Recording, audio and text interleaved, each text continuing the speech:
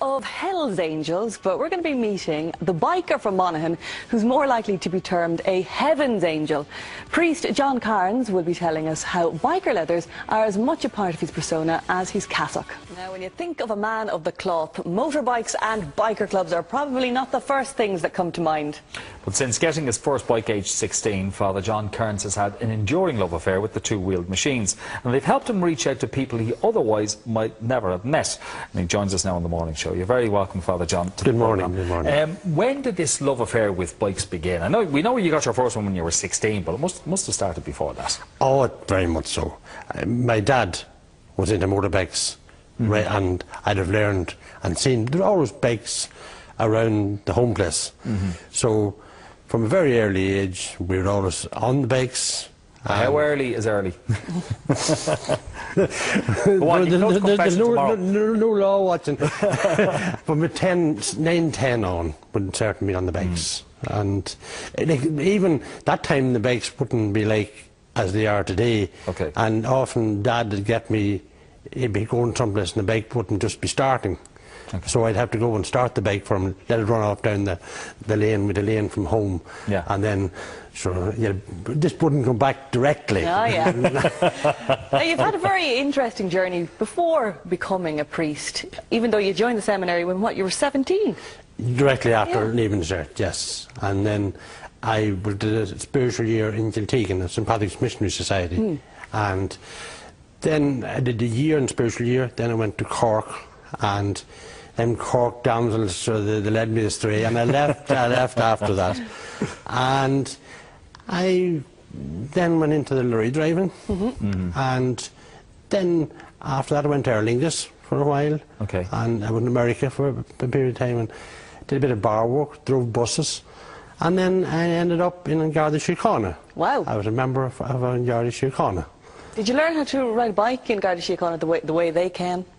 No, I did the driving course in the car. We didn't have a bike in the Dundalk, Hackballs Cross area where I worked. Okay, so you're in the car then? And then, yes. But it was in your late 20s you decided, I'm going back to the seminary? Yes, I took a career break from Garda Síochána and went back in and did my study and got ordained in 1990 and went to Zimbabwe. Okay. Now, during all this time, your love affair with motorbikes was continuing. Hondas in particular. Oh, Hondas. Why the Honda? Well, I always loved the Honda. Honda has been in parcel, even though growing up, Daddy had the Triumph Tiger 500. Okay. And then he had Lambrettas, we had the Suzuki, we had all the... But from the earlier days, the Honda 50 would have been the beginning. Okay. Then they moved into the 175, then the 200. And then I thought I'd arrive when I got a 750 CBK. That was... And how old were you when you got that one? In my 20s, early 20s. So were you in the guard, still on the guards? No, I wasn't in the guard at that stage, and then I moved on then to other stuff. Okay. Father John, there's a lovely story about your mates over in Zimbabwe coming back to Ireland and getting you a motorbike. They must really like you. That's really nice. Well, I did a little bit of racing, amateur racing. I'd been involved in that, and that's during the time I was in the guards, and they would have known my love of fast cars and fast bikes. Okay. And they could never understand me leaving what they would have seen a good job, and it was a good job in Garda Síochána, and going back into priesthood, and then heading for Zimbabwe. So they came to Zimbabwe and see me, and they got an awful shock at some of the places where I was working, and as a result then they would have also got a better understanding of why you were there too. Oh yes, yes, and as well as that, they come back home. I had this love for bikes, and so they chummed together and they bought the bike that I now have still. Nice pals. And shipped it out to me.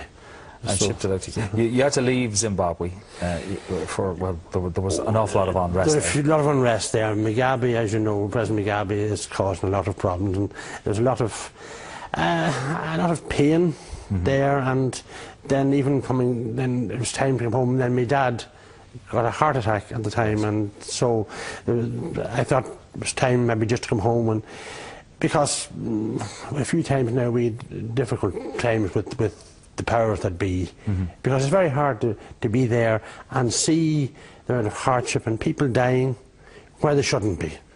And then and that's when I came home then, and went to Pettigo and Donegal. We spoke about earlier. Now back to Clonus. And then back to Clonus now. So what I want to know is, what was the reaction when you joined the biker club? Because I'm sure a lot of the lads in the biker club were thinking, oh no, he's a priest, he's going to be judging us, every sin we make, he's going to be writing it down in his little notebook and reporting it to God. Well, a lot of them would have known me before this anyway. Yeah. So, and they thought I didn't fit the priesthood mould initially. Okay. But then, when they get to know you, they know that I'd be sincere in what I'm doing, and also that priesthood doesn't have to be different or from other people. Like, we all have our job of vocation, and we're called to that. And I don't see that I'm called to a more higher vocation than you are, or anybody else. So it's just different. And that's where then they get to know you, and they know your interest in bikes, and so then.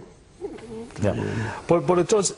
It also has a sense of coolness about it. So for younger people as well, who say, well, here's our local priest on his very nice motorbike, and very cool looking motorbike. It is a conversation opener. Yes, it is. When I remember when I came to Pettigo first, there was a chap there, God rest him, he has died since, a young Connolly lad had a motorbike, and that was the bike in town. Then I came with mine, and so this caused a bit of a stir. Yeah. And the same now, even when I came to Clonus. At the beginning, it caused a bit of talk and chat. And then people then got to know you. And I must say, it's one thing with people, I think sometimes we underestimate their ability to allow us to be ourselves. Too often we feel we have to be something because we perceive this that people want us to be. Now, you're living around an area where there are so many car crashes, so many young fatalities, especially motorbikes. They're particularly dangerous. Have you a message for people out there who drive motorbikes? Yes, I would still feel it's important. Back when I started off, the bikes were smaller. They had a wee pedal yoke, and you were nearly halfway into town before it even started. Never mind. And then you moved up, and you got the experience as you went along. Sadly, the bikes of today, you can step onto a 600, and it'll do 150 mile an hour. Yeah. And some people are getting those as starter bikes. Yeah, yes, sadly. And then, like, any fool can get a bike from 0 to 60. It takes a wee bit of experience to get her from 60 back to 0. Yeah. And that's why it's important just to be aware that they're very vulnerable out there. Plus, other road users, as the statistics have shown, all the accidents haven't been the cause of the result of the biker himself making a mistake. It's the other person. And maybe just to be aware of that, that you are vulnerable, and most important of all, to be aware of people at home. A moment of madness on the road causes years of pain and heartache at home. Well, you've got something called the Gone But Not Forgotten. Gone But Not Forgotten. Tell us about that. It started back in 2003. I was saying a mass in a house belonging to a lady whose brother had died from the bikes. I was in a house mass, and it was a very bad year in the Clonus area. As Clonus area we have quite a number of motorbike clubs there, and it was just a bad year, and we were just conscious that we'd feel that maybe some families might feel that we went to your brother or sister and we didn't go to you, and that it's not because we didn't want to, but maybe we didn't hear about it, or there was something, and it's the way then we said we'll have a mass for all bikers, and that girl was Teresa Boyle Atwell now.